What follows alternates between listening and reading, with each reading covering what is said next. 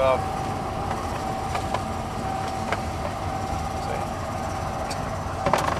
Ghetto.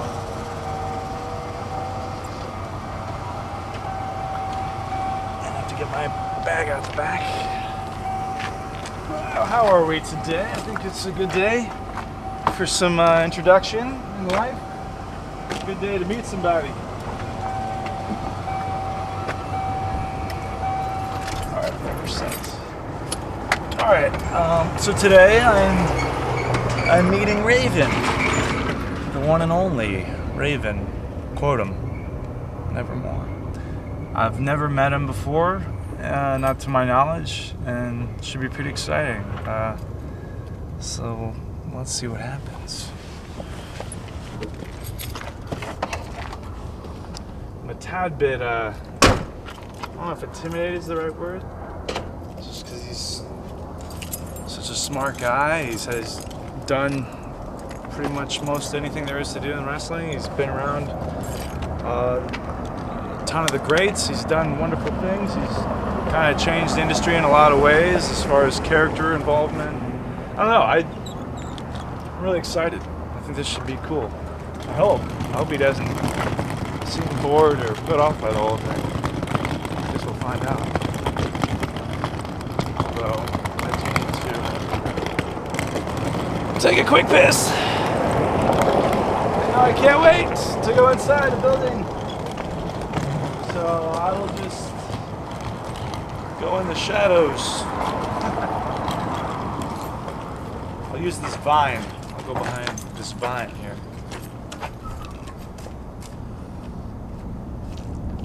I can't really ask Raven to use his restroom, you know, that wouldn't be a very good first impression. Hello, Mr. Raven. Do you mind if I use your bathroom and take a piss?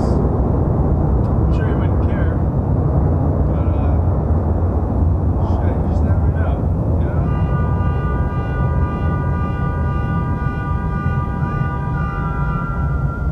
Such a relief.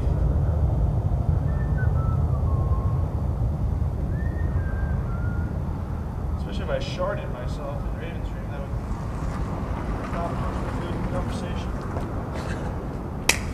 I'm not gonna wash my hands. Let's see who does what. I should wash my hands actually. This way? Yeah. This way. It's funny actually because I first got introduced to wrestling through literature, magazines, and well, growing up in Texas, I didn't get ECW. I didn't get a lot of territory type shows in Texas. We just didn't have that kind of capability broadcasting wise. Be lucky if I even got world class or something along those lines in Austin. You know, there was Southwest Championship Wrestling, but more often than not, it was just watching WCW and WWF. And so when I started reading the magazines and I saw these pictures of all this stuff that was going on in the Northeast, ECW, all these things, I mean, that was the only coverage I got was through magazines. And so it was something, I hate to use the word extreme, but it was something very, very, very different and very colorful for me. And that's part of what attracted me to pro wrestling in the first place, was just the colors of it, all the colors, meaning the variety, the circus atmosphere of it. So when I would see these pictures of ECW, I became hooked, but I became hooked visually through the pictures and through the writing. But one of the characters that was a guy you could not take your eyes off of was Raven, because A, he didn't look like anybody else, and well, I guess no one really in ECW did, but he always looked just bloody and like he had gone through a bloody battle. Like he'd gone through fucking hell, you know? I mean, he just, not the kind of guy I would want to get in a scuffle with, you know? But it was, you know, they always did great coverage of him and Dramer's bloody feud and all that stuff, you know, where the borderline sacrilegious kind of storylines and all that stuff. I mean, it's just, it's cool. That's character stuff. That's story. You know, you can only watch wrestling for its athletics and for its moves to a certain extent, but you want to be compelled. You want to be drawn in. I mean, something without conflict is boring. in my opinion. And so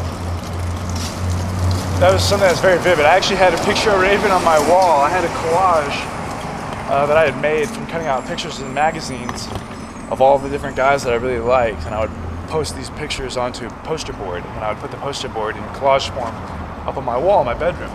And I just remember one of Raven doing a signature pose, having just got out of a bloody fight. I think Kimono Wanalea, was that his ballet? And she was draped all around him.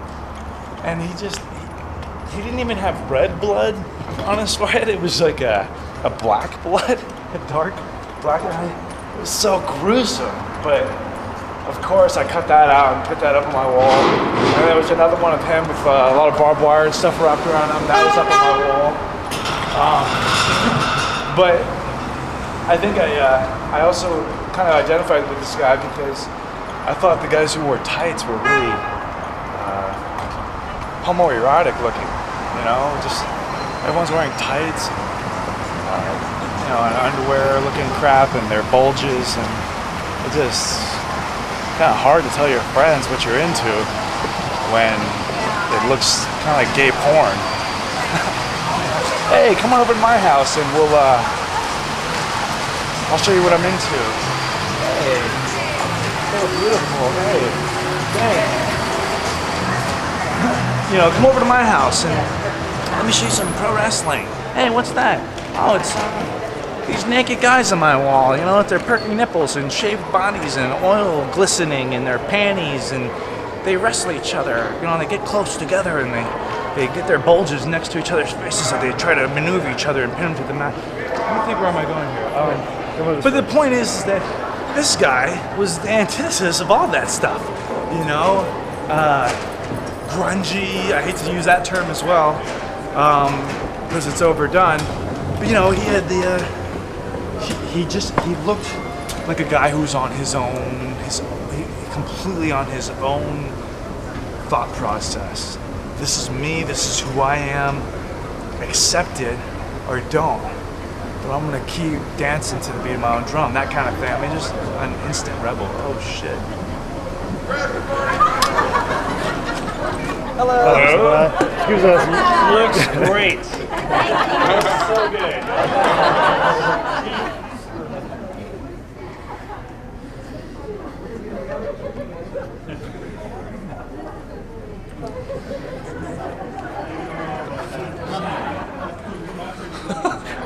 I don't know.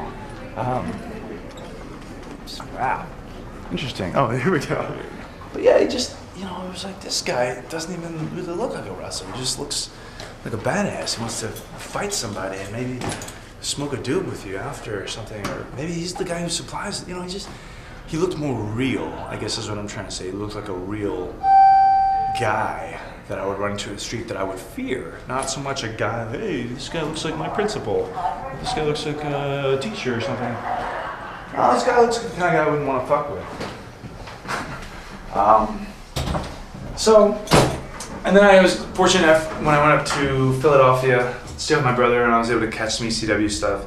And to see him wrestle was pretty awesome too, because he had almost like a pummeling brawl nature to him that was methodical and pinpointed. You know, you could tell he was a thinking type villain, which makes him more dangerous in my opinion. Let me see here. So, I don't know. I don't even know if he'll know who the hell I am, to be honest with you. He doesn't really have any reason to, other than maybe, I don't know. I don't know why Raven would know who I am, or if he'd even give a shit. I hope he does, I don't know. You know, not knowing the guy, I've heard he's crazy. Everyone that knows I'm doing this interview, they say, be careful, he's crazy. The guy's a weirdo. Well, I'm a weirdo. So it almost seems like a natural fit. And crazy doesn't scare me away. Crazy's intriguing. It's exciting to me, actually. So, I don't know. Which way are we heading here? We'll drop your bags off and then we'll hop in the elevator and okay. go see him. So. Okay. this way, somewhere Yeah, around we're here. going to just go this way. But then, I saw it in WCW, and it was a little bit different. It was a little different. It wasn't so much in the look that was different. It seemed like an edited version of what I had been attracted to. Because I'm no dummy. I don't like to have the same cookie cutter guy fed to me. I think that's boring, and that's what wrestling promoters tend to do. Oh, this really worked. Let's make more of these. The multiplicity kind of notion of success. Let's replicate success. But again, here's a guy who's like, fuck that. Fuck all you. This is what I am. This is what I do. I don't fit into the mold. And so, when I saw him in WCW, I still had a little bit of that. Kind of, he had the look, he had the attitude, all that stuff. But I didn't feel like they let him be his artistic, brutal self. I didn't think they... in a corporate structure, you can't really tell a story that way, but just a thinker, methodical. And I think that might be a little bit why I'm kind of... Is he going to be interested? Is he not going to be interested? Is he going to think this is boring? Is he think I'm boring? I don't know. I'm trying not to think about it overdone.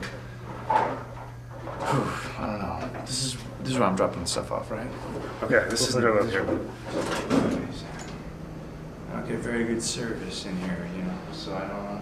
This is nice, huh? Bare elegance. We couldn't Raven meet up there. I'm not really sure what to say to this guy. I'm a little confused. Let me see here. Okay, I don't know. I think I remember the number. Let's try it. Let's try it anyways. This way. Hey! Hey, what's up? Not much. Small world.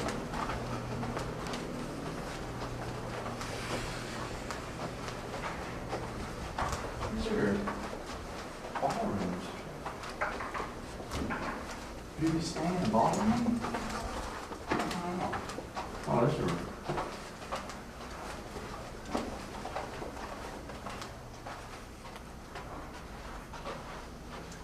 Pretty sure.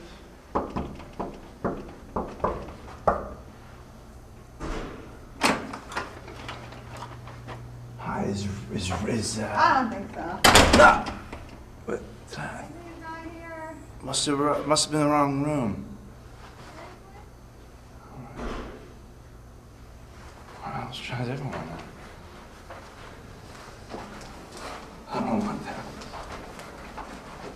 Maybe it was floor. Maybe it was, I'm thinking about floor up. Yeah. I think I'm floor up. Excuse us. How are you? Fine. No, you're fine. How's your day? Let's see. Good.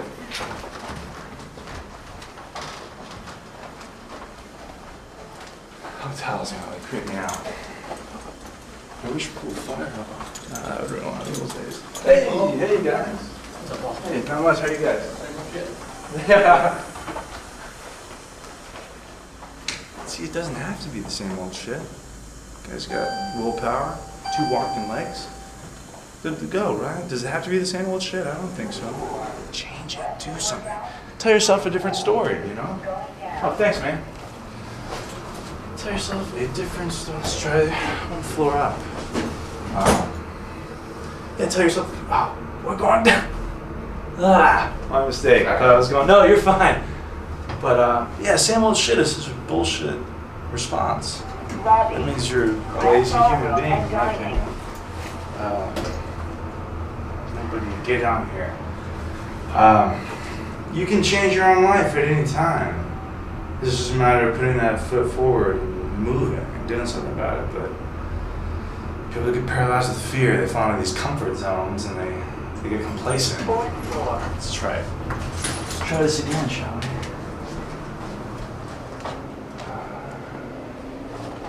This way or this way? Okay, let's try this way.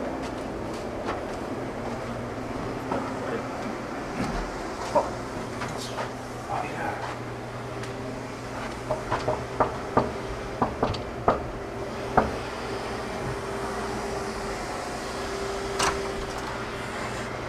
we got it this time. I'm very, very sorry. I know you've been waiting. Maybe you want to punch me. I actually got some other girl who was half naked, but you wouldn't have wanted to That's see all her. right. Come on in. Yeah, how you doing, Paul? Good. Nice to meet you, man. Yeah, likewise. We never met, have we? No, and everyone always asks me. They say, "Hey, man, you know Raven?" You know, I say, I know a guy named Raven, but he works in porn. But as far as you, no, I said, of course I know of the guy. I know of him. You know, I grew up. You know, obviously, I'm a wrestling guy. You know, fuck, you can't be in this business without knowing something about it. So, Yeah. of course. But no, I never have met Raven. So they look at me confused. You know, Feels like we've met. Feels like every wrestler's met every wrestler. You know what I mean? It does, yeah, it does. You know, especially ones with some spirit to them. You know what I mean? Who are kind of attracted to this for sensible reasons, I think. Mm-hmm. You know, guys with an appreciation for it, I think. So what are you doing now? Thread. Now I'm just, I'm out here just being a professional drifter. Professional drifter. Professional drifter. I will slide into camera range. Or should we? Is the sun blocking? Should I have moved? No, you're fine. I got And it. this is your room. I didn't even I'm move this around. getting ready to check out. Okay, yeah, no, I appreciate you hanging in town for a little while. I knew you wanted to get out here a little early, and I just kind of held It's all right. up a bit. It's all right.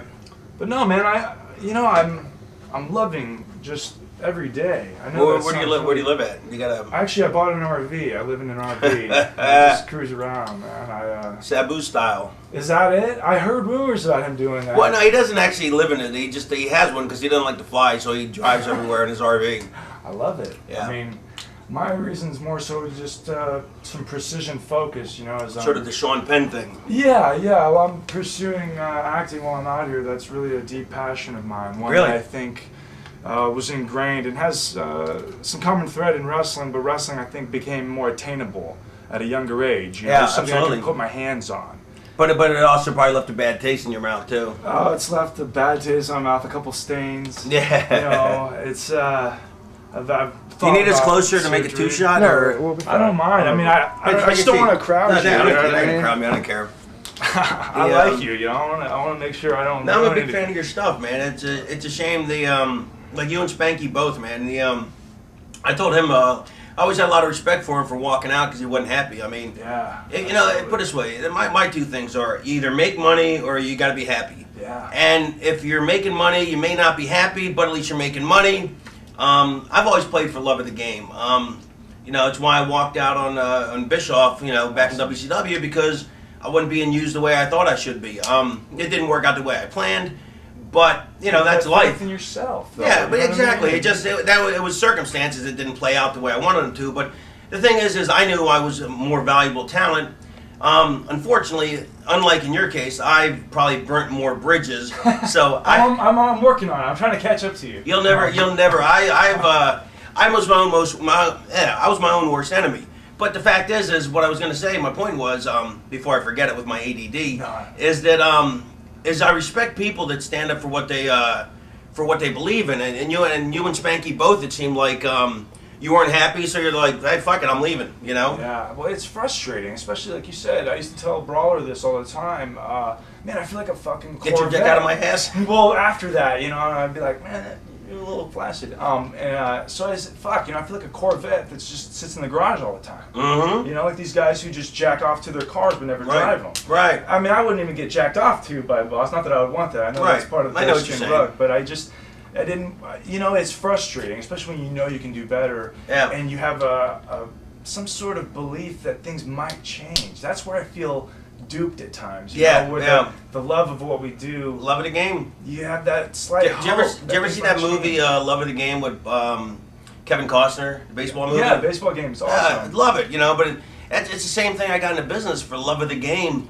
And so when I wasn't happy, I'd walk. But, you know, it's a shame because it's become, you know, back in the day, you could get away with that when there were 50 places to work. Yeah. You know, when there's 2 places, you know, love of the game becomes a luxury that we can't all afford unless we're willing to, you know, put our asses on the line, you know, and, you know, we've both done that. And I just think that, you know, at your age, I respect that, but as elderly advice, I'm still glad I made the choices I made, But if I had to do it again, I would choose differently. And now with wisdom, with age comes wisdom. Sure. And at 47, the bank account I would have now compared to the bank account I do have is a bigger thing. But at 35, I didn't give a shit about that. You know what I mean? But I mean, you have to have some sort of spiritual peace with yourself. Yeah, no, So I wouldn't change it. I wouldn't, Good. I wouldn't change it. And I would tell myself now, don't do it. But I would still do it. You know what I mean? Sure. But that's But makes you. But at 40,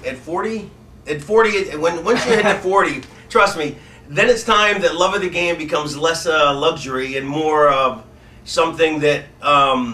So I would definitely sow your oats now, because what are you, 30? 31, yeah. 31, you got time. I mean, you got plenty of time to worry about the rest of your life. I'm glad I made it out with most of my sanity intact. Right. I'm not overly crippled or anything, so I feel very fortunate. I still have this skill. And you can always go back to it. Yeah, it's true. I think there's a part of me every day.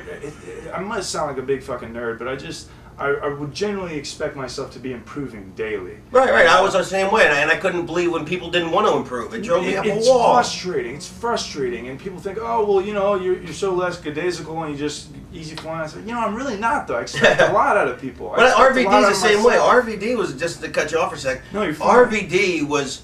He seems the most laid back. I mean, he is the most laid back guy on the planet.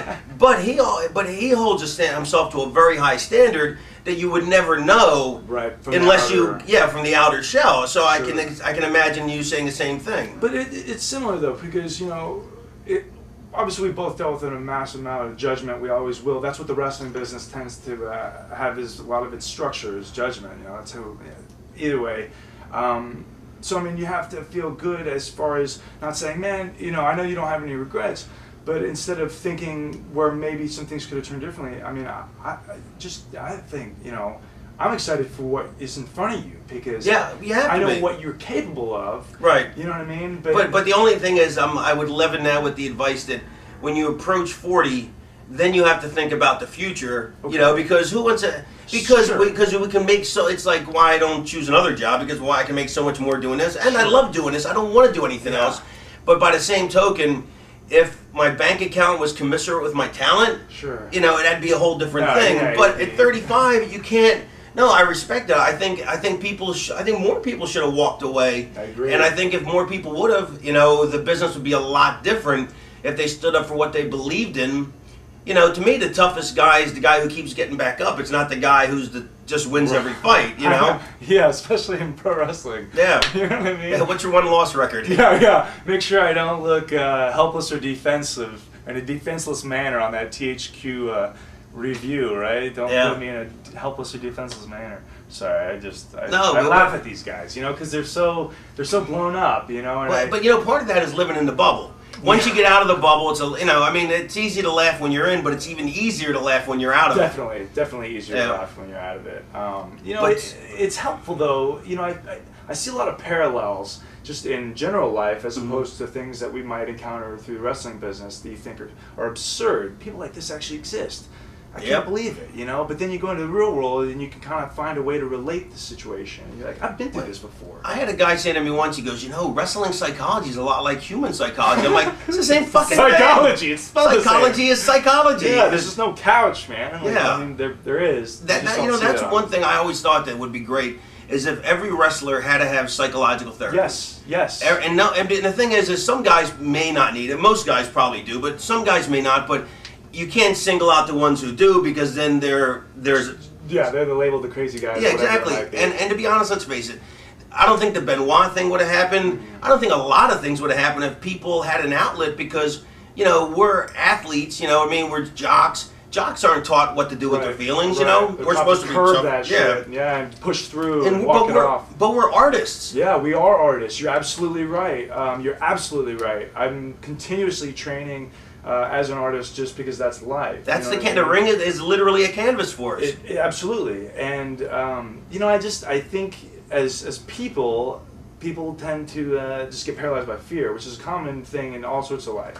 But with wrestling, a lot of times I see a lot of kids who just and we all did it. I think early on. It's easy to fall into a trap where you get taken advantage of because you love this. You just want to do it. Sure, I'll work for free. Sure, I'll set up all your chairs. Sure, I'll sell candy, and I'll get beat up by 3 guys. And whatever it is, I'll do it. I'll do it. Right. Put me in that. You have a ring? Can I just get in it? You See, know? let me tell you just Your real ropes quick. are springing. I was actually the opposite. I was so arrogant that I didn't want to do any of that. I was like, you know, Set up the ring yourself, man. I set it up one time when I first broke in. It was me and one other kid who was like, I was 220, he was a $170, and it was up 4 flights of stairs, and me and him did the entire fucking ring together. Never again. And I said never again. And I've never set one up since.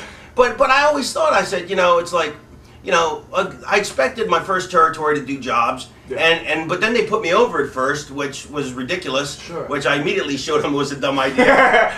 But after a couple months, you know, I picked it up. And then I expected to be, you know, treated commensurate, and I wasn't, and they, you know, they jobbed me out, and I moved on. But ever since then, I've been lucky. I've always had a spot. But to me, I think you get what you put into it. You know what I mean? And totally agree. You know, I was talking to that guy Pac, right? Yeah. Unbelievable. I haven't met him before, but he's phenomenal. Unbelievable. Yeah. But I was telling him, It's like a video game. I was helping him with his stuff, and I was telling him today, I was like, but if you could talk, you know what I mean? If you could talk. It'd be gold. Oh my God! You know, you'd be nothing but money. Yeah, you know, it's true. I think, but guys stay in their comfort zone, like you're saying. it's so true. And going back to what you were saying as far as the psychological thing, if guys, you know, they encourage us so much in the acting community. Therapy is okay. Therapy is good. It's so healthy. But people tend to look at it as a negative thing, like you said. But will there ever be a world in pro wrestling where there's such a thing as a healthy ego? You know, because I think you have to have an ego to be in it. Yo, you have to. But to have the clear distinction of a healthy ego and a destructive ego, and it's it's perpetrated by the guys on top because and I mean not even the guys on top, but the office they want that because it keeps the shit stirred. Yeah. Because it's like, how does the heat not fall on Vince? Everything the heat always falls on Laurinaitis or somebody else. Yeah. It's Vince's call. That's true, and that's the ego. He's blind. His blinders. Laurinaitis may be a dick about delivering it, or maybe not. I don't know. I mean, he's always treated me nice, so I can't say anything bad about him.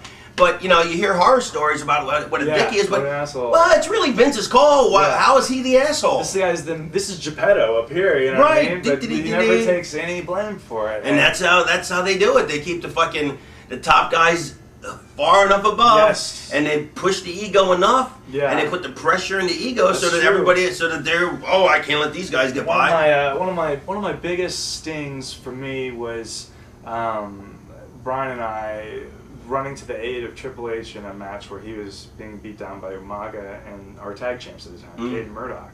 So we come down, we make the save, and easy setup, 3-on-3 next week, right? Right. 4 new guys get made, or at least get a little bit of a rub. We save the guy, shake his hand, he pedigrees both of us. You know what I mean? And that was, for me, emotionally, psychologically, that was, have at it, guys. This is whatever y'all want to do. Have at it. I'm not emotionally invested here anymore. I can't be, you know? Yeah. And so, I think a psychological thing would be phenomenal. I think if you had a way to maybe even route, not so much an insurance thing, like, what was Dawn Marie doing where she was trying to find a thing to get... It's insurance. Compensate, help guys. And I know guys do different programs like that, but the psychological thing, onto something. Well, I tell you, that's what I sued Vince over was the independent contractor thing, and you know, I got beat by the statute of limitations. Otherwise I would have either changed the business and everybody would have health care, or I'd be a multi-millionaire. Which either one was good. Either would have been good. I mean, but I really wanted to change the business, you know, to be some kind of legacy. But you know, I waited two years too long, and the statute of limitations ran out, and you know, and it was hard. I barely found 2 people to go in the class action suit with me. Because none of the boys wanted to take a chance of losing their jobs, which I can understand, you know, to an extent. But it's like, you know, one of them worked in Japan, didn't even work in the States, you know, and then, but I mean, I get the fear, you know what I mean? It's you know, especially when you have kids, you know. Yeah, I can imagine. I've never had kids, so I don't have to worry about that. Me either. This kid's got to come first, you know. But I mean, in a way, isn't that government, you know, to keep everyone on their heels, to keep everyone in a sense where they can be easily manipulated? Of course. You know, and then you 9/11 was such a work. Yeah. Total fucking work. I mean, not that people didn't die, but I mean, of course we had a hand in it. Yes, it is, and I see Vince in a similar way where, you know, I don't want to just be broad and say America, but you know, we can't learn from other people. Right. Well, why not? Right. There's so much to learn from other people. But he doesn't want to, and that's the whole thing. So to me, the conversation stops dead because it's like I was talking today at that breakfast thing. I was saying, how was that? It was good. It was good. because I got to sit with Sullivan and me. We're at the same table, and I love Sullivan. He's like one of my heroes. Cool. So, and I love just talking with him. It's cool to be able to, like, to have one of your heroes that you can, you know, like me and him talk on the phone, like that. You know, we talk on the same level, and not like, you know, 10 years ago when I was like, you know, yes, Mr. Sullivan. You know, Sure, well, actually, sure, even sure. then I was like, well, I don't want to do this. Fuck you, fuck you, fuck you. But. You know, but to be able to, you know, to be friends, you know, it's cool. No, it's but neat. I was saying about, you know, to me the conversation stops. Like, you know, people always go, "Oh, I can't believe they didn't push Rey Mysterio stronger. He would have been a great champ." Of course he would have. But you know, when they beat him twice on TV in non-title matches, Yeah. well, they have no plans for him, and they don't want him to draw. And it's that simple. Vince does not want a small Mexican to be the draw. He No. wants everyone to be like him, big, jacked up guys. It's his football. At the end of the day, he can take it and go home with it if he doesn't like it. And so that's not what he wanted. So there's not even, it's almost like, why even have the conversation? Because it stops Yeah. dead at, that's not what he wanted. So it's not going to change. That's why it stands for we were entertaining. Were. That's not, I mean, it's just, yeah, it is. It's The only reason fascist. things did change was because WCW started beating them in the ratings, and Got desperate. Vince got desperate. You know, like from what the producers told me, because I was at one point I was an associate producer there. Cool. Was they Vince was totally against Austin doing this, against them drinking beer, everything. But Really? yeah, totally 100% against all of He it. would probably take credit for it now. Probably, but I mean, he was 100% against. Well, the thing was always he would always say in the meetings, he'd be like, he goes, "It's not about me, it's not about you, it's about the WWF." But the WWF is you. Yeah, that's all It you is built. you. But This is your empire. yeah, this is your Fred Sanford with your empire. He's Napoleon. Yeah. So, but yeah, he was totally against it, dead set, because that's not what he thought would draw. You know what I mean? And that's not the kind of wrestling he wanted to have. And so he had to be taken out of his comfort zone, and it turned, and he didn't want to be a heel. God, he No. didn't want to be a heel. But No. once he got out of his comfort zone, that's when he did the best stuff he's ever done. And, he was awesome as a heel. Yeah. It was brilliant. That's And true. but like you said, if you're not willing to get out of your comfort zone, and unless somebody forces you, and in this day and age, nobody's going to force it because McMahon owns it lock, stock, and barrel, and so he has no need to be out of his comfort zone. No, I mean it's the thing of fear. Also, I like to think that if there's something that you're fearful of or concerned with, that's usually the thing that you should walk towards. Exactly right into. First thing they tell you in decision. therapy. Yeah, but I mean, but it's so true. Yeah. It's so true, and I can't say I fear for the wrestling business because it's really out of my hands. I can only do what I can deal with. Of course. In hand, and right now in a lot of ways I like giving advice when guys want it and they genuinely seem hungry for it. Right. There's a lot of dickheads that just to me I see a sad state of just so many dickhead trainers taking advantage of kids, and that's always kind of been that way, but now it's tenfold. I mean, Well, yeah, because you have trainers that were trained by a guy who was trained by a guy who was trained by a guy It's Gremlins. who was a jobber. It's Gremlins. Yes, that's very good, It's just yeah. a multiplying mess. Yeah, and what's it, Mowgli or whatever, whatever the first guy's name is. Mogwai. Yeah. Damn it. Or fucking Cuckoo Cachoo, whatever. But it's like the guy who trained the leader of the pack, Gizmo, the guy who trained the top of the pack, Yeah. wasn't even a good worker. No. And didn't even that's know it. watered down even worse. Yeah, And that's because what we his have. top student. Yep, and that's why we have frat boy wrestling. Yeah, it's, and it looks like guys playing wrestling. it's all it is because you can see the thought process in their head, not computing, not linking, but just memorizing. It's Yep. A B C D E F G Yep. with bullet points in between the letters. It's rough. That doesn't appeal to me at all. That doesn't entertain me Nope. whatsoever, whether I'm watching it or in it. To me, there was always two kinds of fans, and there was the fan who watched it for the drama, and the fan who watched it for the athleticism, and the people who paid the money, like the fans, the athleticism were the people who were going to pay no matter what. Yeah. But the casual fans were the ones who watched the drama, and Yeah. they were the ones who were the reasons between being successful and unsuccessful. But to me, it's what you do between the moves. Anybody can do. I mean, Sure. look, everybody can do every move. Yeah. It's like I remember Breathing. How do yeah. you breathe in the match? It- Does like- anyone breathe? Right. Like CM Punk, I remember when I used to work him in Ring of Honor, and and everybody said how great he was and how great he was, and he wasn't that great. No. He just did every move in the book. Right. Now he's absolutely phenomenal. Well, he you had know. every one of Kenta's moves in the book.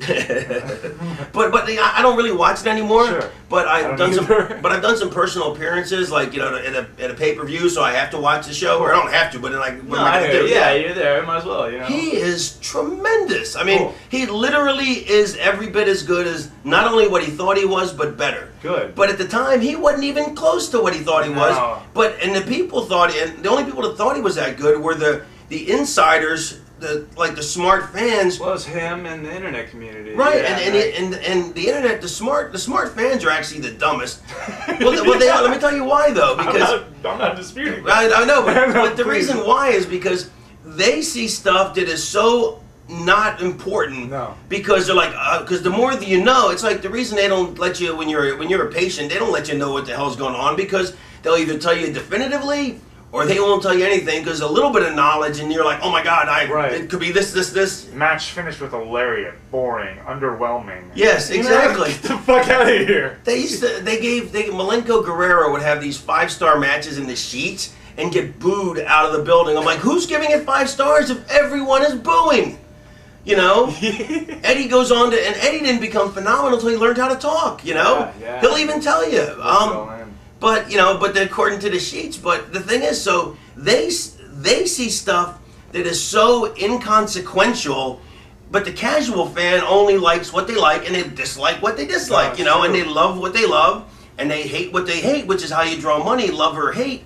And that's the barometer you go by. But the people who are smart fans, they go, oh, well, see how he did that? He shouldn't have done that. The Dungeon of Doom, that shouldn't have moved from place to place. How could a Dungeon true. of Doom move from Orlando to Philly?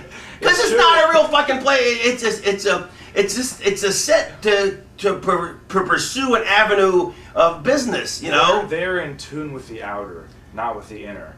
You see what I mean? Right. People don't take inventory of themselves. Right. You know, a lot of people don't know how. So the people I consider the smart marks are the ones whose life barometer is dependent on the outside, which is opinionated, Right. judgment, all that stuff. As Oh, I see what opposed you're to- saying. Right. You know what I mean? So that's their expectation. It's Right. other people's. That's so been ingrained in their own because they're so lost in who they are, they don't even know. Wow, you really have done some time on the couch. But I mean, they don't. I mean, I have too. I'm saying, but I That's recognize what I see. So when there's been. I feel sometimes, there was a time when I felt really hurt by the wrestling business, because It breaks your heart. It so breaks your heart, I dedicated my life to this. I lied to my parents for years about traveling to Japan when I was really, when I was saying I was at my mom's in New Mexico, but I was really flying to Japan doing Really? shows. Yeah, It's awesome. I couldn't let anything get in my way. No. And I felt ashamed for it, but at the same time, for me, we always. But you had a goal that you loved and a dream. You love the and game. we justify our actions. We will do everything to justify our actions. Because But you had a good justification then. I did, because I felt I knew more up here about the actual wrestling industry, the business, whatever you want to call it, than my parents did. All they could see was the judgment, the notions. Oh, guys in underwear hitting chairs. What are they supposed to gather? Right. Their undersized kid is wanting to get in a wrestling business. Right. Of course, they're going to be concerned, but that's not what I see. I see, oh, this is what gets me off. Right, I'm going to my excitement. but you made the right call. But the thing is that, but then to have it turned around and your heart broken by it It's is, so rough. Since you get this black heart, you get Yes. filled with this anger, and you this can't hate. watch it. You can't watch it because it's too No. depressing. Yeah, and you expect more still. Yeah. You still have that faint hope that it'll someday turn around, and then maybe you might have something to do with it. But you let go of that responsibility because you have to find that acceptance of, I'm pretty happy with what I've done. I actually did more than I ever set out to do. Right. I never set out to be But then champion or anything. But it took time on the couch for me to realize, for anybody else, I said if they had my career, I would have said, man, what a hell of a career you had. Yeah. Me, I was a failure because I didn't become world champion in a top company.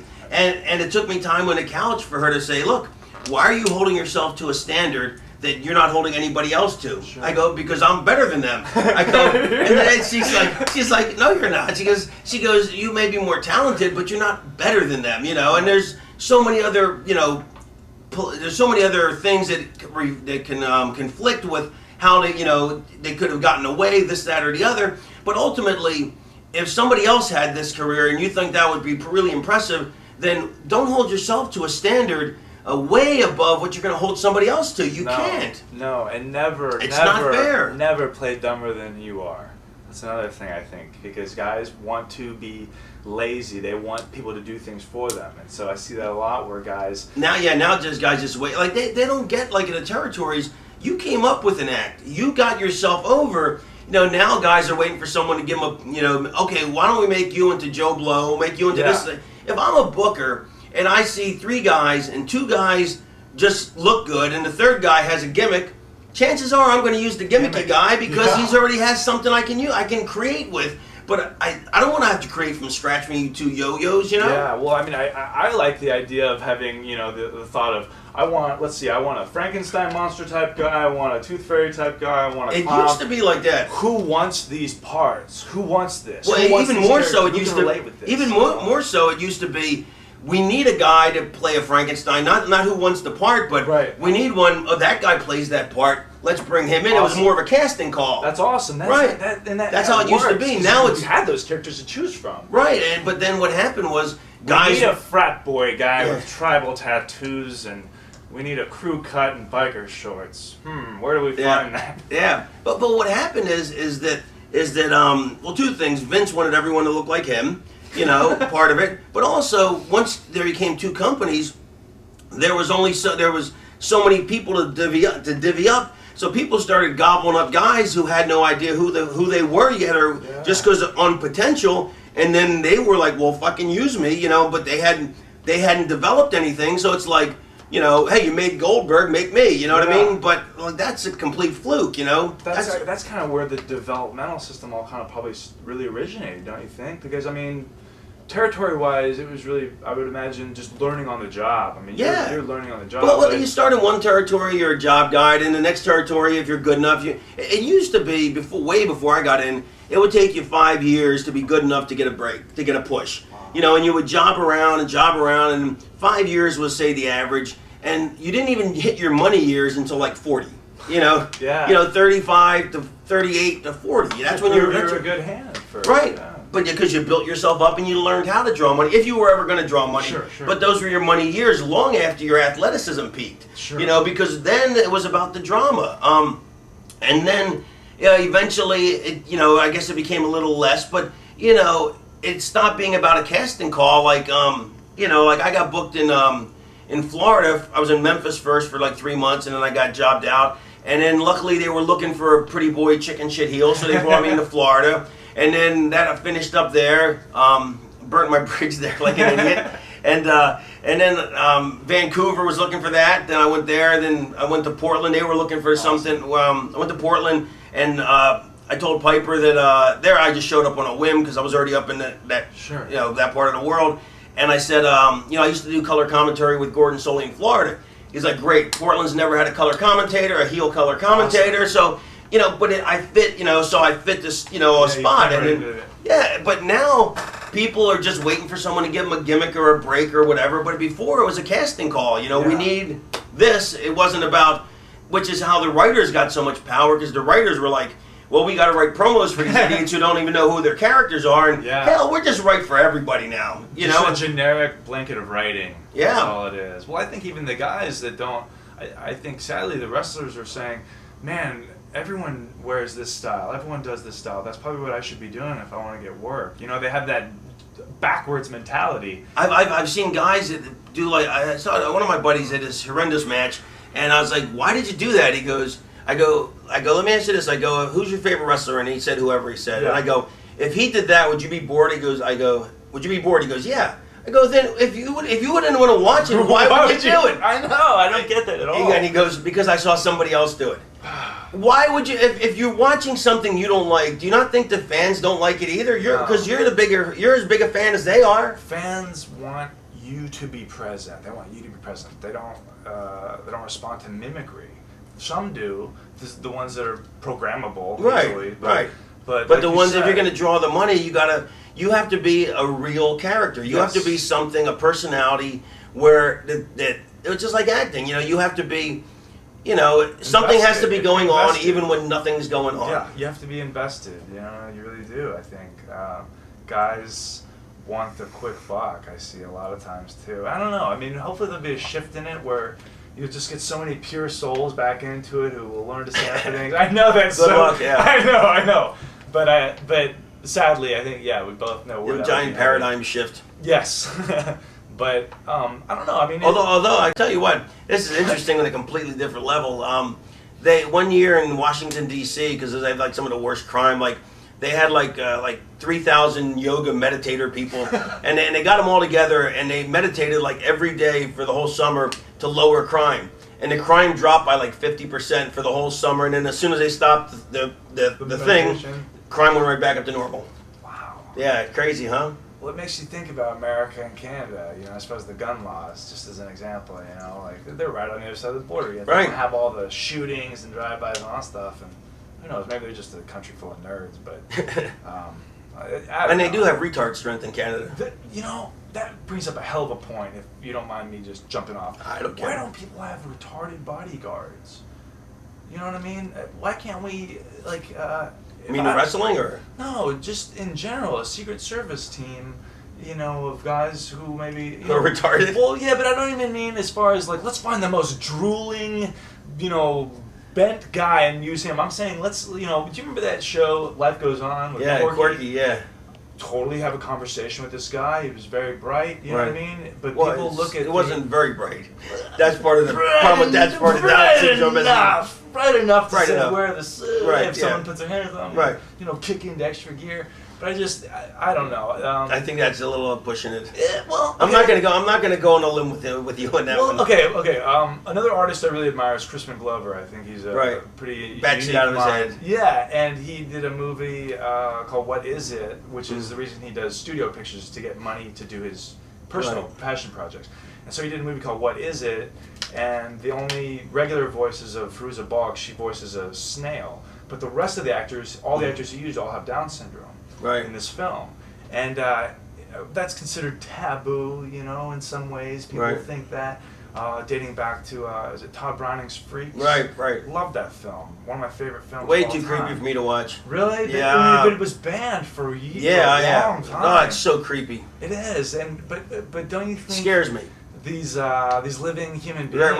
Raven is scared of Todd Browning's Freaks. The movie's phenomenal. Come on, and Actually, just on a sidebar, the most scary movie I ever saw was Requiem for a Dream. Requiem for a Dream. Yeah. It's terrifying. If I wouldn't have quit drugs before that, I would have quit Oh my that night. God. The tearing teeth, the grinding of the teeth. Ellen Burstyn She's when they give a phenomenal. shock treatment. Yeah, Oh my god. phenomenal. Terrifying though. I mean, absolutely terrifying. What about Jennifer Connelly? Fucking Yeah, getting rammed. ramrodded. Yeah, Jeez. with her completely Yeah. unshaved bush. Oh, that was actually nice. But yeah, it was The hair. terrible. Oh, I mean, That's- because it's too close to home for me. Yeah, okay, Way yeah. too close for home. You know, with my drug addiction problems, like I'm just like, oh, there, but for Yeah. the grace of God, you know, it could have been me. You know, But they did great. I mean, it was a great movie, but it's their just terrifying. responsibility. You know, it's such a responsibility as an actor to. I mean, you're the voice. oh, I of- could have been in the movie. I mean, Definitely. not that I would have been any good. No, I'm saying no. I could do it. I just don't want to watch it. I mean, Sure. again, you know, it's just too Sure. creepy to watch. Sure. But Well, playing creepy, I love playing creepy. Oh, you but know, imagine you're great. You know what I mean? Well, I mean, I am too in Right. a different way. Right. You know, maybe. Creepy, like Ricky Gervais, like you know, like The Office. Yeah. It's too creepy for me to watch. You know what I mean? Just because of the way He's you so know that smarmy creepy, guy. yeah. You see him a lot. It just hits so close to home. You know what I mean? You know, like I always talked too much when I was a kid. I still talk too much. You know what I mean? And I alienated a lot of people throughout my life, and I was a dick, you know, for a lot of period of my life, and. You know, and not that I had this, not that I'm like so, not that I'm anywhere remotely like him, but on a level, I can relate to that character being so ostracized. Sure. And it's just way too close to home for me. Like when I watch it, I'm just like, oh, this is so creepy. Oh, It's sad too, you know. Yeah, that's what I'm saying, yeah. The lonesomeness. You know, I have issues with abandonment. Oh, do I you? really do. I mean, just or as a Charlie child. Chaplin must kill you then. Oh yeah, we have the same birthday, Charlie Oh, do you? Chaplin. And I mean, I'm a big admirer of him too. Well, see, there's another guy. When I was a kid, it made me so sad. I couldn't watch his movies because I identified with that sadness because I had that same kind of sadness as a kid. and that I always met, like I always had a wall up of happiness, like which is why I've always been a dick or came across as a dick a lot of times, is because I never wanted anyone to see what I was really feeling. So it's always been, I've always had a wall up, and but inside, like I could not, I still can't watch Charlie Chaplin movies because they're so sad, and it just hits me on such a visceral level that it makes me, it's too much for me, you know? It's hard. What about Chaplin, the movie Chaplin? Yeah, Chaplin, but that I enjoyed, but still you gotta watch it from afar. Yeah. Well, that's why it's like, you know, it's like I can't cry in real life. You know, I mean, once I got to therapy, then I finally was able to cry for the first time since I it did. Felt real good. But you know, in a movie though, I go see a movie, it's some romantic comedy, some rom-com, you know, and you get that little misty eye in the corner. You're like, hey, what? No, it's hot in here. Right, and because that, and my therapist told me, she goes, that hits you because that you can identify with, you know, that I go, why would I get a tear in my eye on a stupid fucking movie like that? Because you're so far removed from it that that's okay for your brain to deal with, but that's why you can't cry in real life, because emotions like that are too much for you. It's why I could never be a baby face like Dreamer, because what happens to me is I'm like, oh, this is hokey. You know what I mean? I like, and hokey's my out for what I'm really feeling is I'm just too emotionally vulnerable, you know, to be that, you know, kind of, you know, rah, you know, and I still feel hokey too, but you know what I mean? Sure. But you know what I'm saying? Wrestling. Yeah, I mean, and so, but yeah, I guess it's not any more hokey to be a heel, you know, to be, I guess if you really think about it, how is it any less hokey to be the villain in the piece than it is to be the good guy in the piece? No, there's a but it doesn't feel that way. Like as the villain, I feel like I have my justifications, and I don't feel hokey playing this villainous character, but playing the babyface version of me. If I were to, and which is why the babyface version of me is so much like the villain. Also, you don't want to change your character when you switch. But if I were to play a Tommy Dreamer character, like whereas Tommy, he believes, like he literally would die in a ring if you paid him enough money. You know, if you were going to set up his kids for life, he would die in a ring, and he would probably do it for a lot less. You know. You know, he wanted me to kill it. He'd have me cut off his finger for real if he thought, you know, we'd get a WrestleMania main event out of it, you know? Because he really, that to him is real, you know what I mean? When he walks through a door, he clicks his ear and the music, I can never hear that song the same way ever again. Yeah, I just think of Dreamer walking, but so does he. Yeah. Because that's, but to me, but he's very open with his emotions, whereas I'm so closed off that you know, not to overrun this conversation, but no, it's not but I'm so emotionally vacant because it's too vulnerable. It makes me too vulnerable and too open.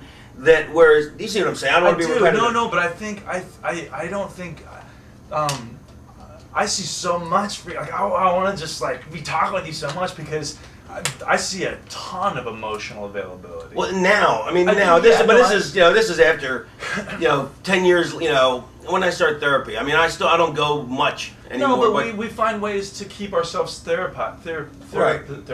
Well, we teach what we need to learn.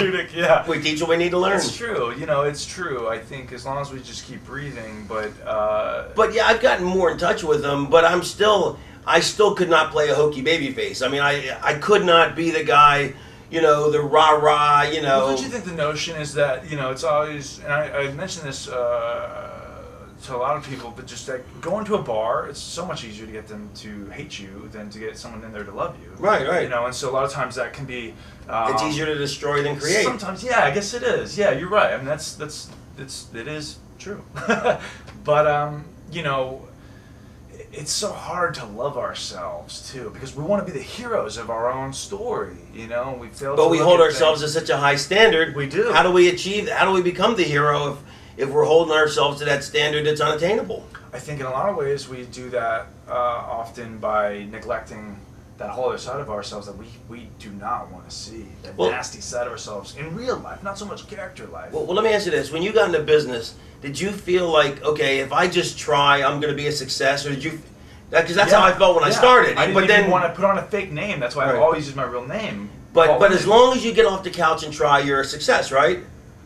Let me just say this. I needed to get to a certain. Well, let me just tell you mine, and I really want to hear yours. Please.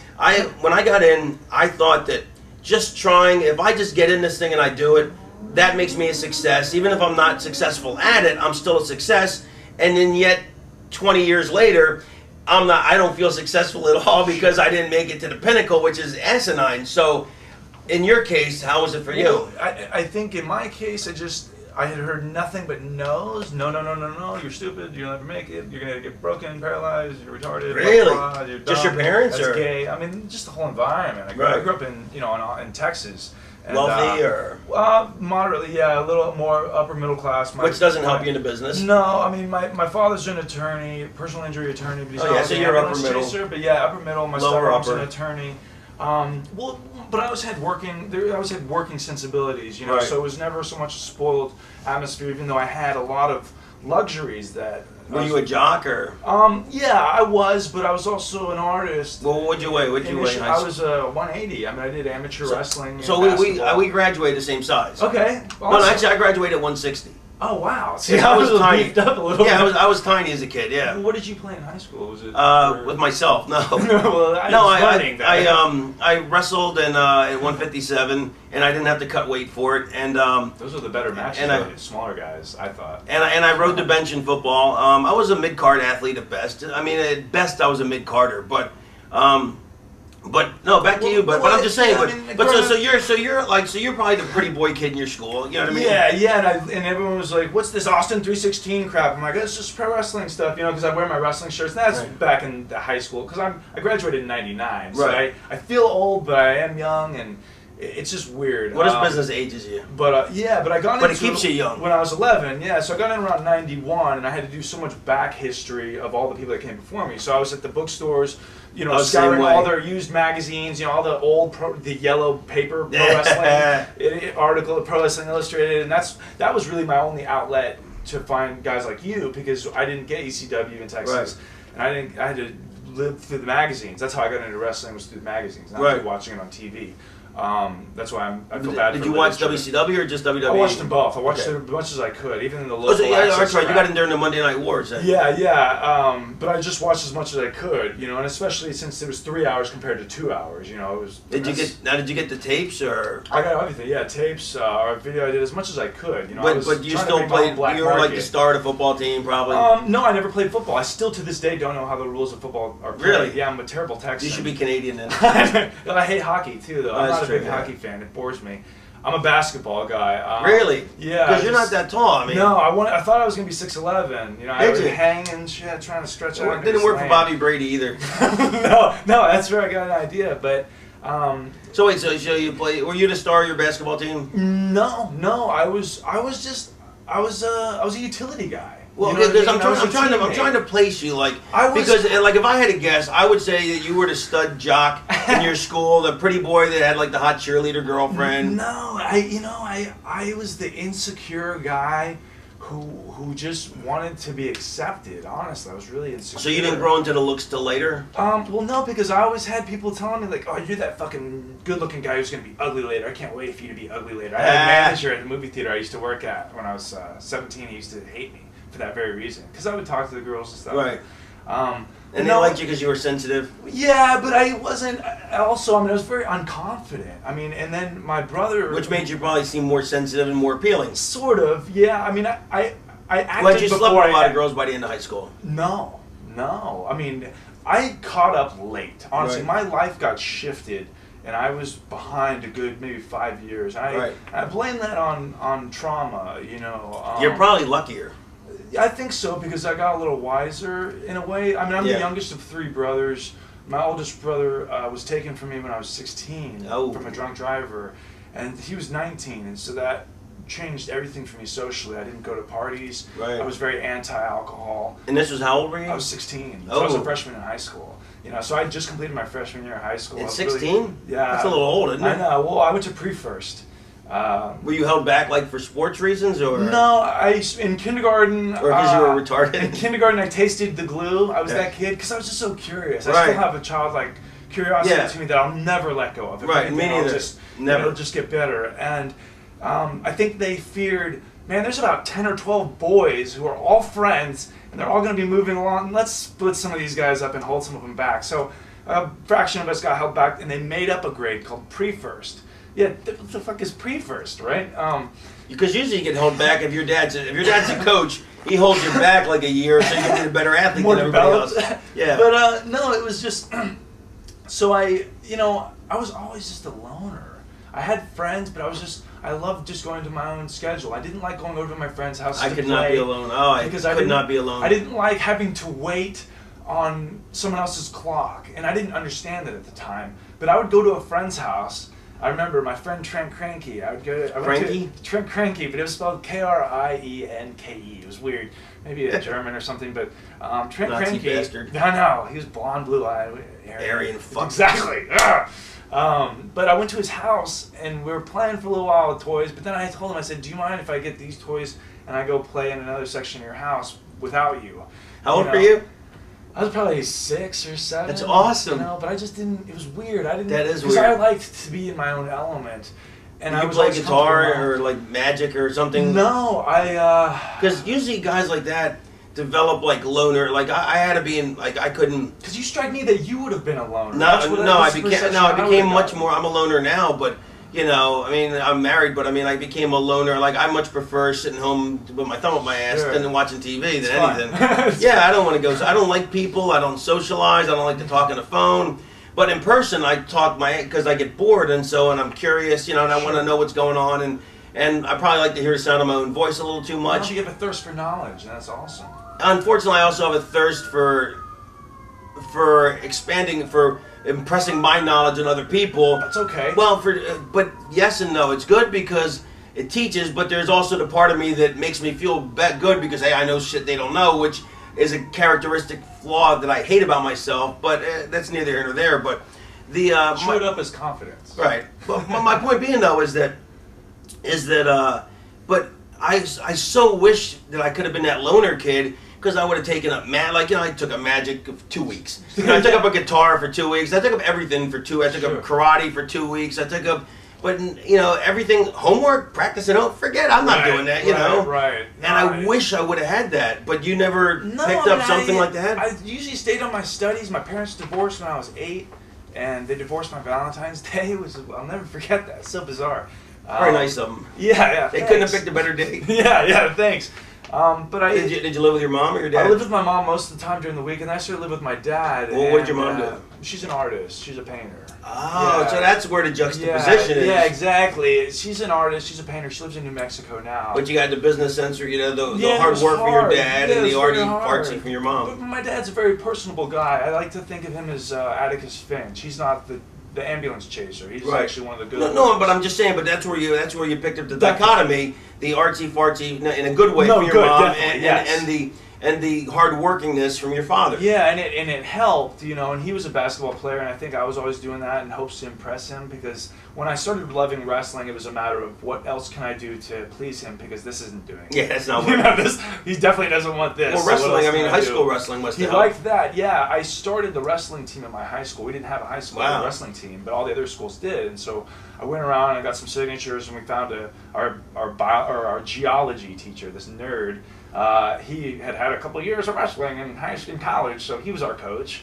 And we used to love just beating the shit out of him, we're doing whatever we could, because I'm trying to slam guys, and he's like, Right. you can't do that, Right. And like, that's potentially Yeah, dangerous. we used to use the figure 4 and Oh, high school yeah. practice. Yeah, 'cause everybody was a Small wrestling cradle, fan. Yeah. anything, I would always small cradle guys. It didn't matter, just because that Right. was the closest thing I could do that would go in both styles, wrestling and amateurs, we- to cradle. We could never figure how to roll in reverse, how that could possibly, because every time you try and roll somebody back, you just end up squishing your nose. Yeah, always. But I guess once you get to bounce off the ropes. That's where you learn to pop those hips. Yeah, I know, but Yeah, when I you're know. a kid, you're like, man, how do they do that? Well, I mean, I grew up in Varsity Blues High School. I mean, that was my high school. It's Right. football down your throat. Drew Brees went to my high school, won state title for us. I didn't even watch sports, so it didn't ring a bell. So, I don't. Well, let really me care. say something. You use the term nerd quite a bit. But I am a nerd. That's I'm what a I get the huge sense. I get the nerd. sense Oh though my that God. you're a nerd. So I am. when you throw the label out, it's lovingly not Definitely. Well, I'm just saying because people that watch this may take it the wrong way, Because, but I get the sense that you mean it completely lovingly, whereas most people would never, use that term with such abandon and mean it so positively. Well, I think anybody with any kind of hunger for any kind of knowledge is a nerd. I don't think, and I think that nerd gets a bad note. Whatever. I don't care. I am a nerd, but I think that's why I can identify them more Right. and pick them out easier. Actually, I like the word geek better. 'Cause, I like geek too. My brother Yeah. runs a podcast called Geekscape. Right. Actually. There you yeah, go. but it's like to me, I like what sucks about high school is that having knowledge was so shunned. Having Yeah. a good vocabulary, I remember when I Explore to be dumb. yeah, which is when I was my one gift because I wasn't athletic was that I was bright. I was really bright, but I wasn't athletic. And I wasn't big. I wasn't built. So the one thing that I'm good at was the one thing that if you wanted to be cool, it wasn't the thing you played up. Right. And so I always dumbed it down. And it's funny, I used to. There was a year when I was in WCW as Scotty Flamingo, and I used to ride. Me, Pillman, and Austin used to ride together. Wow. And it was awesome. The Pillman used to Austin would always drive, and Pillman would be in the backseat reading his vocabulary books because Cool. he was into learning, and he'd read these power vocabulary books, and so he'd call out a word, and then he'd give me a couple choices, and I knew all these words, but I could never use them in a sentence, because I Sure. couldn't.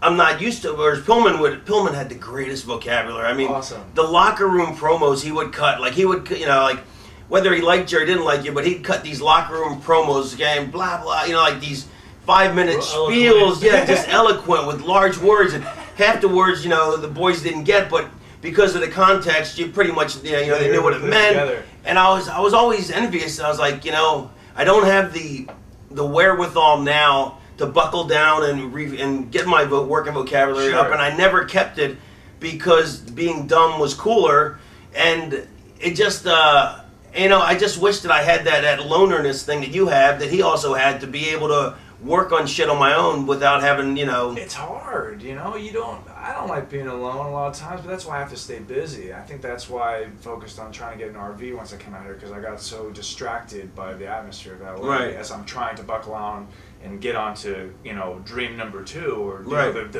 the overall objective, I should say, in actor terms. To get focused, and because I get distracted easily. I Right. have an ADD, I would think that has been untested, but to have that precision. And so I think a lot of times I made myself comfortable being alone, Right. because I would find myself getting frustrated on other people's time, and it was just better off getting my shit done as See, is. now I like being alone, but focus. I'm still too lazy. I still hate doing work. Yeah. Anything that smacks of work, I'm just so it's anathema to me. Like But I'm. what if but if it motivates you, you don't feel that, right? I mean, Well, it's a shame because wrestling was the one thing I finally found that wasn't work at all. I couldn't stop talking about it. I couldn't Sure. stop. It's like. I'd meet old timers. I'd want to pick their brain. Enough. Stop picking my brain. Right. I got nothing left in there to tell you. But to me, that was never work. But most everything else is. You know what I mean? I So hear it's you. I don't know. It's one of the. If I could change anything about myself, I think it would be. I wish I had more wherewithal to be disciplined alone, to be able to want to. It's like. When I was 20, whatever, chasing my dream, I had every ounce of, nothing was going to stop me. Now at 47, now I'm doing stand-up comedy, but now I just don't have the same drive. I have the same desire to be good, but no, I don't even think I do. But I just don't have that same, I think I know what you mean. grab it by the balls, and work my ass off for it, which I know I have to. I'm going to have to do it at some point, but I haven't, it's hard to start a second act. Which you're starting a think it second act at an depends. early age, But I almost want to push you into more acting stuff, because it's a career that you can never get too old for. Well, And yeah. it's a career that you're constantly going to be studying and it's Right, but it's financially it's so It is. unlucrative. I mean, It unless is. you hit the big pond, It's, Laurence Olivier said, "Don't ask me how I play a character. Don't ask me who I am to play a character. Ask the character who they are, because I play them." right.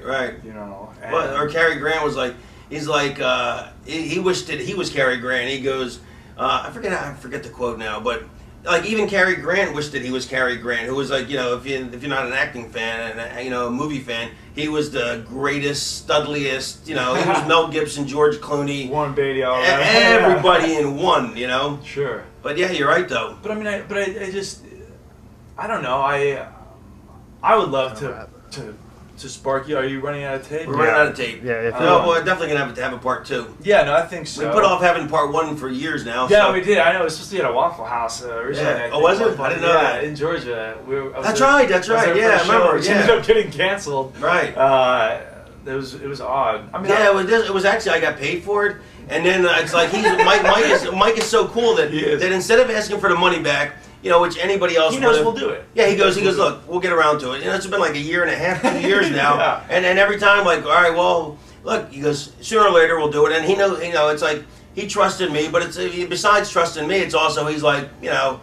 I respect the hell out of him. The fact that it wasn't like immediately because I was like, oh, gotta go get the money out of the bank and give it right back to him. You know, he's not the shrewd wrestling guy that is so common either. yeah, you know, he's... shrewd being sarcastic, right? yeah. But he's just a genuinely nice guy who won. Because I asked him yesterday. I said to him, I go, do you still enjoy wrestling, like watching it as much as you used to? And he's like, let me see if I remember what he said. He goes, He doesn't watch as much as he used to, but he loves when he puts on a show, a couple shows a year, and puts them together, and they all come together the right way. Sure. You know, it's harmony. Yeah. You know, he has a lot of artistic sensibilities to himself also, and you can see that just because he's compassionate.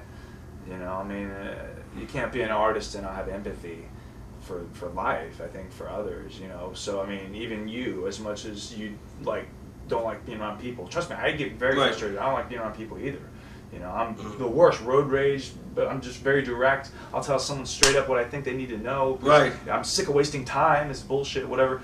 So I have a high expectation, so I know, but I think you expect a lot of people out of people, and I think that's why you get frustrated easily. I mean, I think we have a lot of common sensibilities here.